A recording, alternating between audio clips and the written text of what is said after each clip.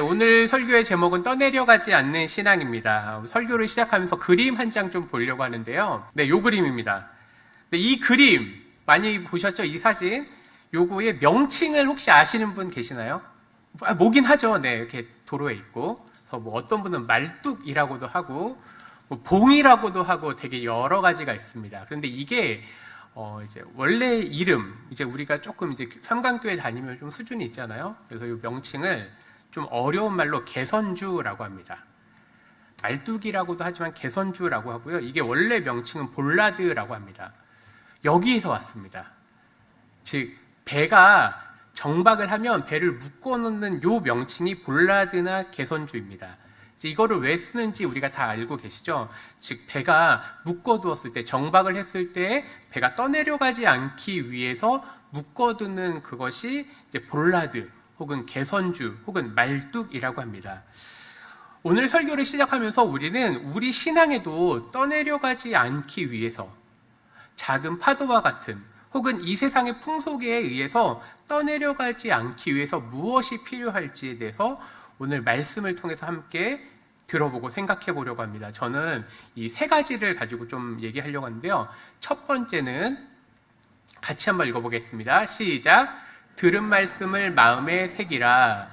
히브리서 2장 1절은 이렇게 시작합니다. 그러므로 우리는 들은 것에 더욱 유념함으로 라고 되어 있습니다. 첫 단어 그러므로 라고 하는 단어는 히브리서 1장 전체를 받는 말씀입니다. 그러니까 히브리서 1장 전체가 말하는 것이 그러므로 우리는 들은 것에 더욱 유념해야 된다라고 하는 거죠. 근데 유념이라고 하는 단어가 우리가 듣기는 들었는데 쉬운 단어가 아닙니다. 유념이라고 하는 건 있을 유자에 생각 염자를 써서 있거나 소홀히 하지 않도록 마음속에 깊이 간직하여 생각함, 이 사전적인 의미가 유념입니다. 그러니까 우리가 들은 말씀을 기억하라, 마음에 새기라 라고 하는 건요, 더욱 유념하라 라고 하는 말씀은 우리가 이전에, 즉 히브리서 이 수신자들, 히브리서가 쓰여진 건 약 AD 70년 전후라고 생각이 듭니다. 그러니까 예수님께서 십자가에 죽으시고 부활하신 사건이 AD 30년이고 그리고 약 한 세대가 지났습니다. 그러니까 이들은 예수님을 직접 본 사람들도 있고 예수님을 직접 보지 않고 들은 말씀에 의거해서 예수님을 알게 됩니다. 그러니까 이것에 대해서 더욱 유념해라. 들은 말씀, 너희가 전에 들은 말씀을 마음에 새기라 하고 되어 있는 거죠. 오늘날 우리도 마찬가지죠. 오늘날 우리도 예수님을 직접 보거나 십자가의 사건을 경험한 사람들이 여기에는 아무도 없습니다. 그러니 우리도 그 말씀을 전해서 들은 그 말씀을 유념, 조금 전에 사전적으로 봤던 것처럼 있거나 소홀히 하지 않도록 마음속에 깊이 간직하여 생각하라, 마음에 새기라고 얘기하는 거죠. 그러면 우리가 도대체 어떤 말씀을 들었는지 히브리서 1장은 어떤 이야기를 하는지 잠깐 살펴보겠습니다. 1장 1, 2절인데요. 제가 읽겠습니다. 옛적의 선지자들을 통하여 여러 부분과 여러 모양으로 우리 조상들에게 말씀하신 하나님이 이 모든 날 마지막에는, 여기서 말하는 마지막은 세상 마지막을 얘기하는 게 아니라 이전에는 하나님이 여러 방식들로 말씀하신 그 끝점에는 이제 하나님이 아들을 통해서 우리에게 말씀하셨다. 즉 성부께서 여러 방법으로 말씀을 하셨는데 그 마지막 부분에서는 이제 아들을 통해서만 말씀하셨다고 얘기하는 겁니다. 아들을 통해서 말씀하셨다라는 게 무엇일까요? 아주 좁게 협의적인 걸로 보면은 예수님의 십자가의 죽으심과 부활하신 사건입니다. 이걸 보충 설명하고 있는 게 2장입니다. 그러니까 지금 오늘은 2장 1절부터 4절인데 그 뒤에 9절에서 10절에 보면 영광과 존귀로 관을 쓰신 예수를 보니, 그러니까 예수님의 부활하신 그 예수를 보니 왜 예수님은 부활하셔서 이런 영광을 취하셨는가? 이를 행하심은 하나님의 은혜로 말미암아 모든 사람을 위하여 죽음을 맛보려 하심이라. 히브리서 1장부터 10장, 11장 전까지는 예수님의 십자가의 죽으심과 부활하신 사건을 계속 증명해주고 있는 거죠. 그러니까 이런 사건들로 말미암아 10절 많은 아들들을 이끌어 영광에 들어가게 하시는 일.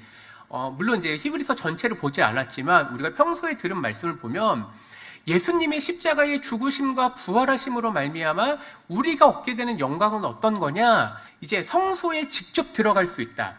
근데 그걸 다른 표현으로 하면 담대하게, 용감하게 성소로 들어간다. 즉 하나님을 만날 수 있게 된다라고 하는 얘기예요. 이게 그러니까 히브리서 1장부터 10장까지 보여주는 말씀인데 좀 정리를 하면 너희가 들은 말씀은 무엇이냐라고 하면 예수님의 십자가의 죽으심과 부활하심은 엄청 크고 놀라운 일이고 우리를 죽음에서부터 건지는 그 일이다. 그리고 너희가 그 복음을 들었다. 그래서 그 들은 말씀을 유념해라. 즉 마음에 새기라고 되어 있는 거죠. 그러니까 우리가 복음하면 짧게는 예수님의 죽으심과 부활하신 사건으로 볼 수 있는데 이 복음서 사건은 구약 전체를 염두에 두면 하나님이 왜 세상을 창조하시고 지금까지 이끌어 오셨는가를 얘기하는 건데, 즉 복음이라는 거는 사복음서만 얘기하는 게 아니라 구약도 우리는 복음이라고 받아들이는 거죠.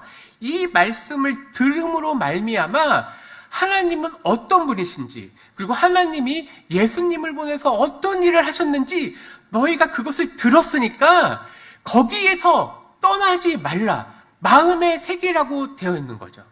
조금 전 우리는 배의 모습을 보았습니다. 배가 선착장에 도착하면 가장 먼저 하는 것은 이제 볼라드라고 하는 말뚝에 줄을 이제 걸고 나서 그다음 무엇을 하죠?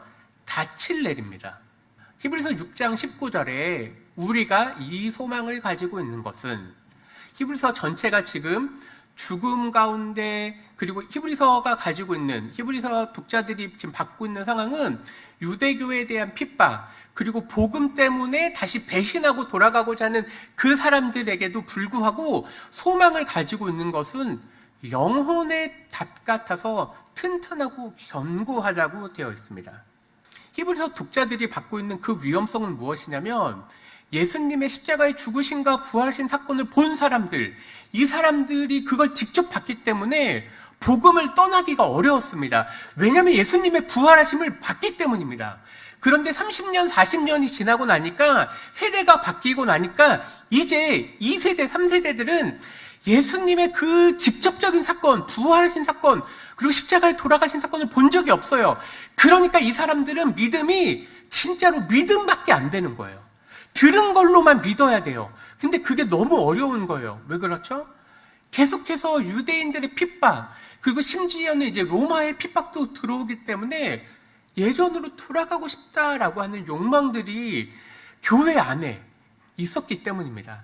그러니까 이들을 향해서 너희가 가지고 있는 것은 닻을 내려야 된다. 마음에 그 깊은 말씀에 닻을 내려야지 너희들이 흔들리지 않는다는 거죠. 그것을 유념해라, 혹은 마음에 들은 말씀을 기억해라, 새기라고 되어 있는 거죠. 이 닻이라고 하는 걸 영어로 앵커라고 합니다. 이 앵커에 대해서 우리가 알고 있지만 뉴스에 요즘에는 뭐 아나운서라는 말이 쓰지만 뉴스를 하는 이제 진행자가 원래는 앵커죠. 그러니까 어떻게 보면 아주 중심적인 사람입니다. 릴레이 경기의 마지막 주자도 앵커라고 부르고 있습니다. 그러니까 이 앵커라고 하는, 닷이라고 하는 단어는 아주 중요하고 중심이 필요한 그런 위치입니다. 그러니까 우리는 예수님의 복음을 듣고 나서 이제 오늘날로 치환을 해보면 코로나와 같은 상황, 혹은 더 위험이 있을 때에 우리의 어떤 신앙이 흔들리려고 할 때, 그때 우리는 어디에 닻을 내리고 있는가, 그걸 돌아보라는 거죠. 우리의 마음 가운데 그 닻을 안 내리고 있으면 어떤 일이 있을까요? 파도가 잔잔히 흐르고 여러 가지 어려움이 있을 때, 그때 배들이 떠내려가는 것처럼 너희 신앙이 떠내려갈 거라고 경고의 말씀입니다. 그러니 우리 가운데 그 말씀에게 닻을 내려서 흔들리지 말라고 얘기하고 있습니다. 그럼에도 불구하고 유념하지 않을 때, 즉 말씀을 새겨넣지 않을 때 어떤 일이 있는지, 두 번째입니다. 둘째, 떠내려가지 않도록 주의하라. 히브리서 2장 1절 후반에는 이렇게 되어 있습니다. 우리가 떠내려가지 않도록 함이 마땅하다고 되어 있죠. 히브리서를 쓴 이 기자는 우리들의 영적 상황, 물론 이제 히브리서 당시의 사람들이죠.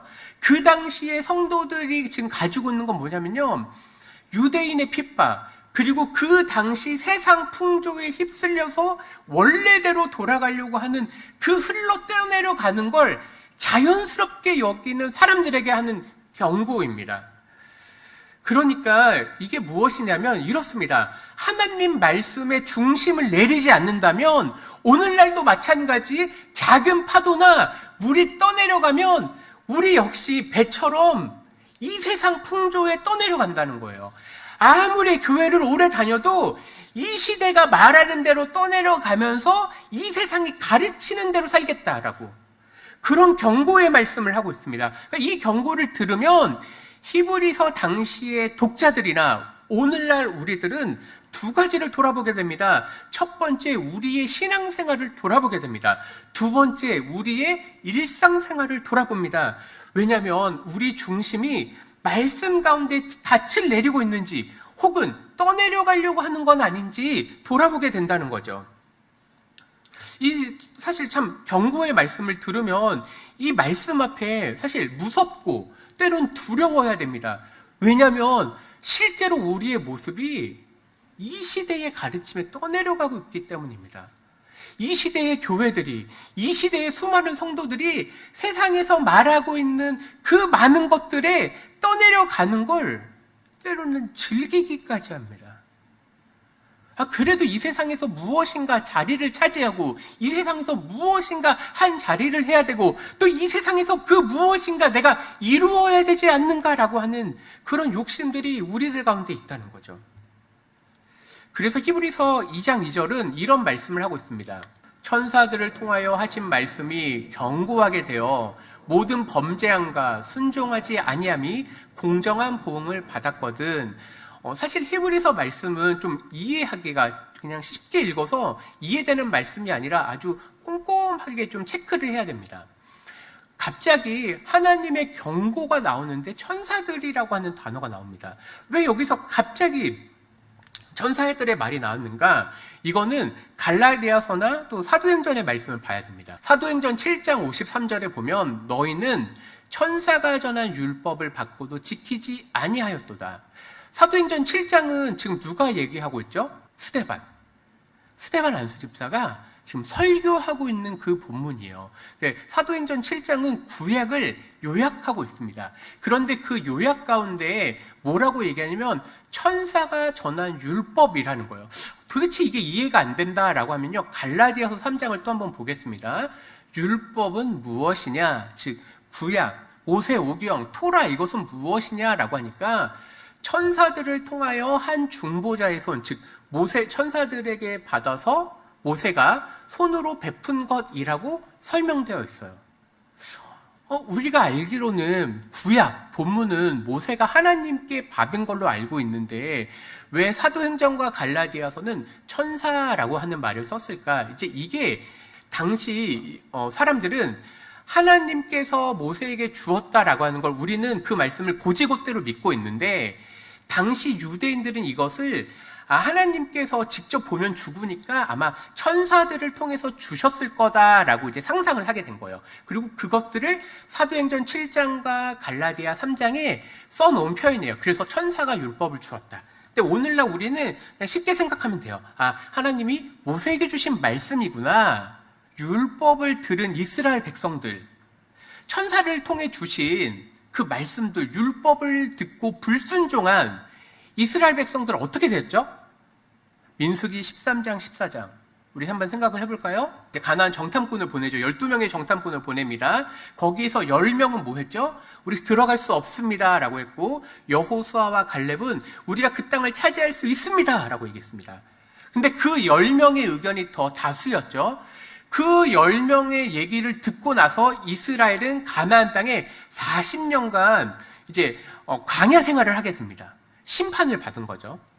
또 이스라엘 백성들은 우상 숭배를 했습니다. 하나님은 가나안 땅, 새 땅에 들어가면 절대 우상 숭배하지 마라, 그 땅 사람들과 언약을 맺지 말라라고 경고의 말씀을 했습니다. 그런데 여호수아, 사사기 그 이후에 보면 이스라엘 백성들은 끊임없이 우상 숭배를 합니다. 그리고 나서 받았던 심판이 뭐죠? 성전이 파괴되는 사건들을 겪고 나서 바벨론 포로로 갔죠. 이제 이걸 기억하셔야 돼요. 이게 뭐냐면 너희들이 천사들의 말씀을 듣고도 거기 불순종하지 않았느냐. 그래서 공정한 보응, 오늘 좀 쉬운 말로 합당한 심판을 받지 않았느냐라고 하는 거예요. 천사들을 통해 하신 말씀도 너희가 불순종해서 이렇게 합당한 심판을 받았거든. 그러면 3절, 우리가 이같이 큰 구원, 여기서 말하는 큰 구원은요, 또 설명이 필요해요. 지금 히브리서는 배경이 많기 때문에, 왜냐하면 히브리서는 좀 어려운 본문이에요. 구약 전체에 대한 이해가 있어야지 히브리서는 그 한 줄 한 줄이 이해가 돼요. 그래서 제가 일부러 꼼꼼하게 설명을 드리는 거예요. 우리가 이같이 큰 구원, 여기서 말하는 큰 구원은 쉽게 얘기하면 예수님의 십자가의 그 구원 사건을 큰 구원이라고도 볼 수 있고요. 혹은 큰 구원을 복음이라고 할 수도 있어요. 하나님의 역사하심이라고 봐도 상관이 없어요. 그러니까 너희가 이제 다시 비교를 할게요. 천사들, 조그마한 천사들이 보낸 말씀에 불순종했어도 합당한 심판을 받았다면 성부 하나님과 성자 하나님의 그 놀라운 구원 사건을 경험한 너희가 이 말씀을 어기면 어떻게 되겠느냐? 이 심판에서 피할 수 있겠느냐? 심판과 처벌을 피할 수 있겠느냐? 있어요, 없어요? 없다는 거예요. 천사, 구약의 복음도 합당한 심판이 내렸다면, 예수님의 그 복음 사건에 대해 불순종하였다면 그건 합당한 심판을 반드시 받을 거라. 그러니까 너희는 말씀에 유념해라. 말씀을 마음에 새겨라. 떠내려가지 말라라고 얘기하고 있는 경고예요. 그러면 이제 결론입니다. 우리가 배에 정착을 했어요. 우리가 예수님을 믿겠다고 했어요. 우리가 교회에 다니겠다고 했어요. 그러면 첫 번째, 닻을 내리셔야 돼요. 말씀에 닻을 내리셔야 돼요. 그리고 떠내려가지 않아야 돼요. 세 번째 한번 보겠습니다. 세 번째는 말씀에 나를 묶어야 돼요. 우리 그림 떠오르셨죠? 우리가 배가 정착했어요. 이제 배를 자신이라고 생각하세요. 여기 계신 우리 여전도의 회원분이라고 생각해 보세요. 신앙생활을 시작했습니다. 그리고 이제 복음의 이 배가 선착장에 도착을 했습니다. 그러면 첫 번째, 말씀에 닻을 내려야 돼요. 들은 말씀을 가볍게 여겨서는 안 돼요. 그리고 흘러 때려내가지 않도록 줄을 단단히 매야 되는데 어디다 매야 된다는 거예요? 말씀에 나를 묶으라는 거예요. 내 자신을. 히브리서 2장 3절 4절입니다. 이 구원은 이제 앞에서 말한 큰 구원이에요. 이 구원은 처음에 주로 말씀하신 바요. 여기서 주는 주인을 뜻하는 예수님을 뜻하는 거예요.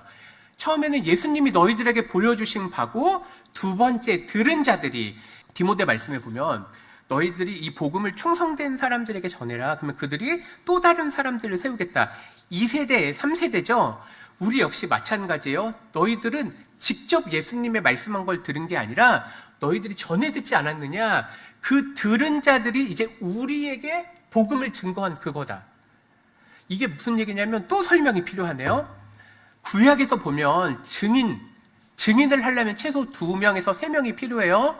근데 지금 3절은요, 처음에 누가 증명했어요? 예수님이 증명하셨어요.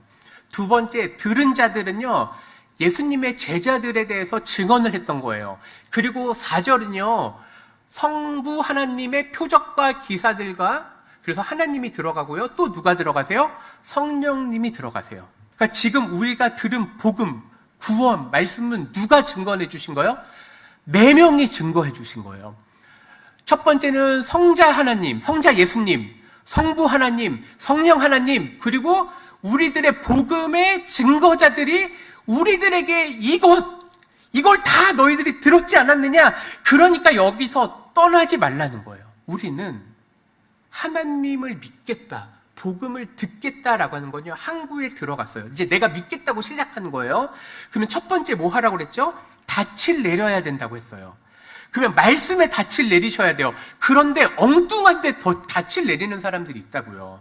그리고 닻은 명확해야 돼요. 말씀에 닻을 내려야지 어설프게 내리면 이 닻이 효과가 없어요. 두 번째는 뭐냐면요, 떠내려가지 않도록 닷도 확인하고 말씀에 볼라드에다가 나를 묶어야 돼요. 그런데 이 볼라드에 묶는다라는 게 뭐예요?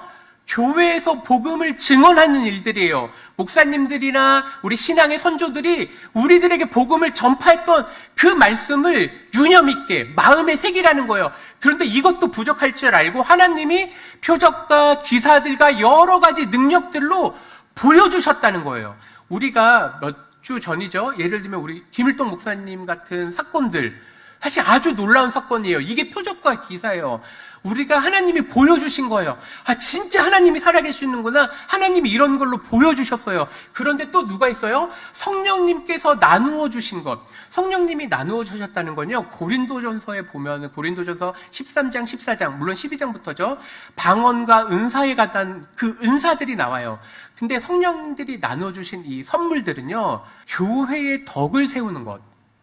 그러니까 성령이 나눠주신 건요, 교회를 위해 쓰라는 거예요. 성령님이 우리 여기 계신 여전도의 회원분들, 그리고 여기 계신 모든 성도님들에게 다 나눠주셨어요. 이게 그냥 성령님이 나눠주신 것이라고 간단한 단어가 아니라 실제로 성령님이 우리 한 사람 한 사람에게 달란트, 선물을, 은사를 나눠주셨다는 표현이에요. 우리가 예수님의 말씀이 없다라고 말할 수 없다는 거예요. 성부 하나님, 성자 예수님, 성령 하나님, 그리고 오늘날 교회들도 계속해서 이 얘기를 하고 있으니까 4명이 증언하고 있는 바니 너희들은 이 말씀을 듣는 대로 순종하며 살라는 거예요. 그런데 오늘날 우리가 실제로 살고 있는 시대는 어때요? 코로나 때문에, 혹은 그 무엇 때문에 신앙을 버리려고 해요.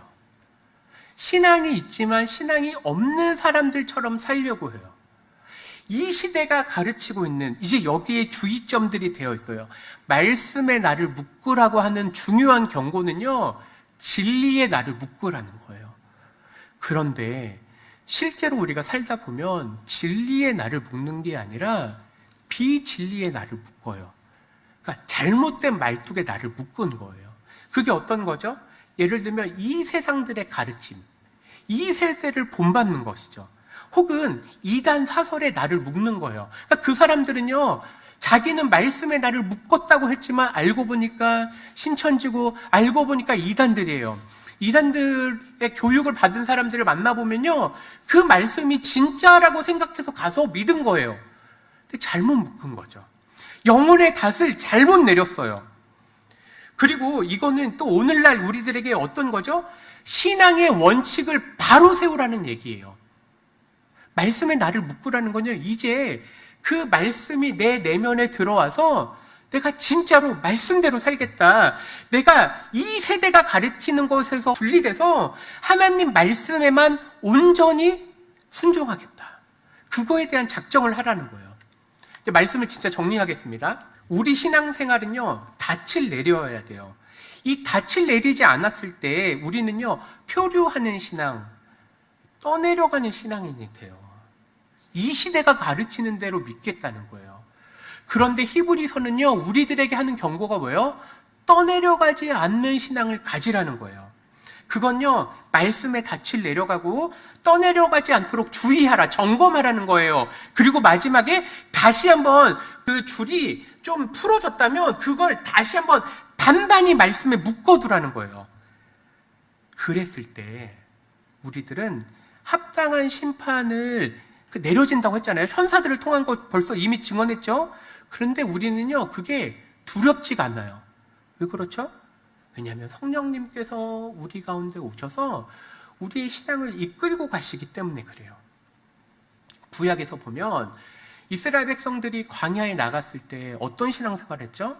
하나님께서 구름 기둥과 불 기둥으로 그 광야와 같은 곳을 이끌어 가셨습니다.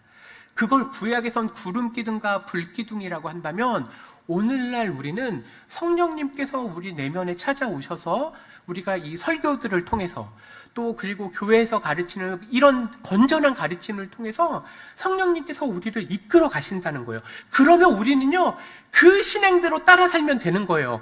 그리고 더 나아가서 이제 우리들은요, 복음을 다른 사람들에게 전할 수가 있어요. 왜냐하면 우리는 떠내려가지 않는데 옆에 있는 수많은 사람들이 지금 떠내려가고 있기 때문에 그래요. 그들에게 우리가 할 수 있는 일이 뭐죠? 바로 복음을 증거해주는 일이에요. 그리고 그분들도 진리에 묶을 수 있도록 우리가 가서 복음을 전하는 거예요. 우리 교회가 11월 달에 새신자 전도를 하는데 이 새신자 전도를 한다는 게 어떤 걸까 생각해 보면 우리가 11월 달 추수감사주일에 꼭 맞추잖아요. 그게 뭘까 하면 1년 동안 우리가 혹은 더 오랜 기간 동안 한 사람이 영혼이 새로 태어나는 거, 우리 이걸 새 생명이라고 하죠. 이 새 생명이 일어나는데 우리가 복음을 증언하는 거예요. 히브리서에서는 그 얘기했잖아요. 우리한테 들은 자들이라고 했잖아요. 그럼 그 들은 자들이라는 건 전해준 사람이 있다는 거예요. 우리들한테 하시는 얘기요. 너희가 전해야 된다는 거예요. 그리고 너희가 그 전한 그 사람들, 그들 역시 너희들처럼 마찬가지로 그 말씀을 듣고 말씀에 닻을 내리고 떠내려가지 않도록 순모임이나 이런 걸 통해서 점검하고 그리고 말씀에 나를 묵도록 그렇게 하라는 거예요. 오늘 우리 1, 2 여전도의 헌신 예배입니다. 우리가 앞에서 기도하셨고 또 인도하시면서 많은 기도와 또 이야기를 해주셨습니다. 그리고 이제 앞으로 또 삶이 또 남아져 있습니다. 근데 그 각자의 삶에서 우리가 할 수 있는 건 첫 번째는 뭐냐면요. 우리 여전도 회원분들은요. 떠내려가지 않는가 스스로 점검하셔야 돼요. 두 번째, 나는 안 떠내려가는데 우리 자식들 혹은 내 친구들이 떠내려가면 안 되잖아요. 그들도 역시 마찬가지로 말씀에 묵구라는 거예요. 그리고 마지막, 여기 계신 모든 성도님들한테도 확인하는 거예요. 첫 번째, 혹시 내 신앙은 떠내려가고 있는 신앙은 아닌가 확인하셔야 되고, 두 번째, 내가 떠내려가지 않는 신앙이라면 내 옆에 있는 우리 가족, 그리고 복음에 대해서 아직 확신에 차 있지 않는 그들에게 가서 말씀에 닻을 내리고 말씀에 다시 그 스스로를 묶을 수 있도록 복음을 증거하라고 얘기하고 있는 거예요. 히브리서는 사실 경고가 아주 많이 등장하고 있는 말씀이에요. 그런데 그 경고의 말씀이 2000년 전에만 있는 게 아니라 오늘 우리들에게도 있습니다. 그래서 우리는 먼저 스스로를 떠내려가는 신앙인가 떠내려가지 않는 신앙인가 확인케 하고, 두 번째, 내가 떠내려가지 않는 신앙에 있다면 이제 다른 사람들을 돌보라는 거예요. 이 사람들의 복음에 닻을 내리고 열심히 하나님의 복음의 증거들을 하고 있는지, 또 그 사람 한 사람이 말씀에 스스로를 묶어서 또 다른 제자를 키우고 있는지 확인하라고 하는 게 히브리서 말씀입니다. 이 놀라운 말씀, 우리들에게 신앙의 중심을 갖게 하는 이 말씀이 오늘날 우리들에게도 살아 역사하기를 간절히 바랍니다. 기도하겠습니다. 주님 감사합니다. 히브리서의 경고의 말씀을 통하여서 오늘 우리들에게 신앙생활을 어떻게 해야 되는지, 우리가 혹시 떠내려가는 신앙은 아닌지 돌아보게 하셨습니다. 주님, 우리가 말씀에 닻을 내려서 흔들리지 않게 하여 주시옵소서. 또 말씀에 나를 묶어서 견고한 신앙생활을 할 수 있도록 인도하여 주시옵소서. 이 세상 풍조가 우리를 흔들고 그런 파도와 여러 가지 흐름들이 있습니다. 그런데 그 속에서 우리를 지키셔서 반석 위에 집을 지으셨다고 하셨던 주님, 오늘날 우리들도 말씀에 나를 묶어서 이 세대 가운데 흔들리지 아니하고 도리어 이 세대 가운데 복음을 증언하는 우리가 되게 하여 주시옵소서. 예수님 이름으로 기도합나이다. 아멘.